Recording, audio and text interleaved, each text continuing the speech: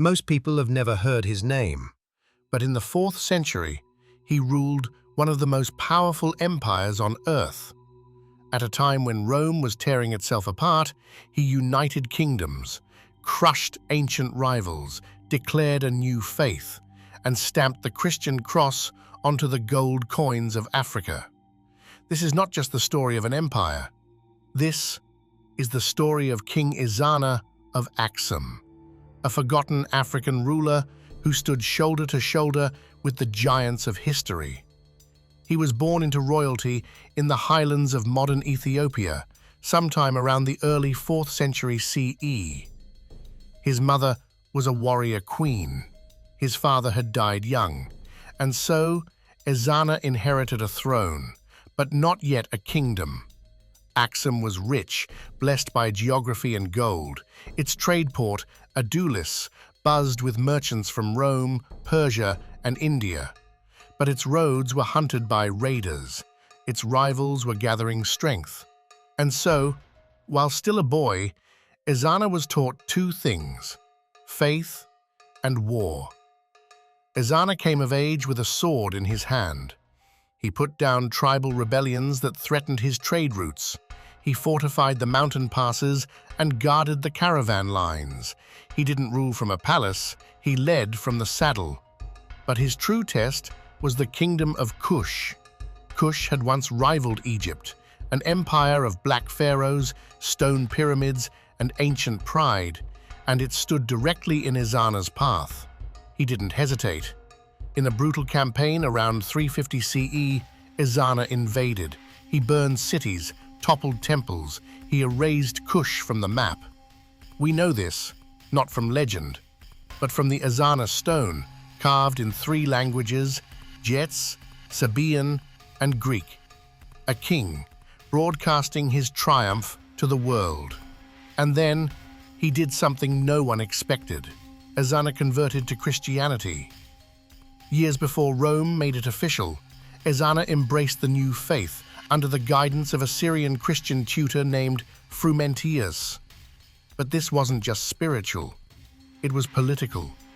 Christianity gave Ezana a bridge to the Roman Empire, a symbol of power, unity, and alliance.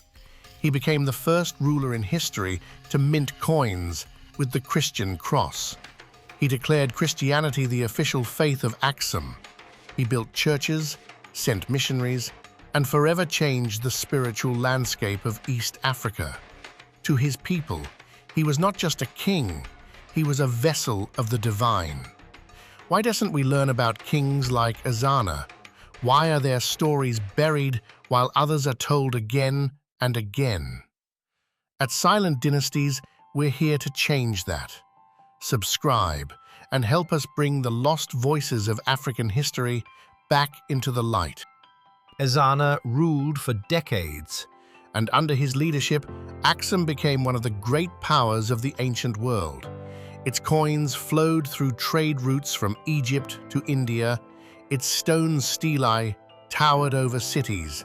Its script, Ge'ez, became the sacred language of a new Christian kingdom. But empires rise and empires fall.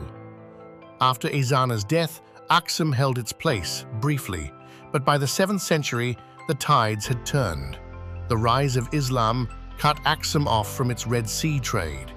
Its forests were stripped, the soil eroded, and by the 10th century, the empire crumbled. Ezana's dynasty came to an end. Some say it was destroyed by a fierce warrior queen named Gudit. But even in ruin, Ezana's shadow remained. Today, the Ethiopian Orthodox Tewahedo Church still honors him. His coins are studied by historians across continents. His language survives in liturgy and prayer. And in the mountains of northern Ethiopia, the stelae still stand, silent, majestic, undeniable. Ezana didn't just rule an empire, he transformed a civilization, and he proved that Africa was never in the shadow of Rome. It stood beside it. What other kings like Ezana deserve to be remembered? Let us know in the comments. And if you believe in telling these stories, support us, share the video, and subscribe to Silent Dynasties, because history belongs to everyone.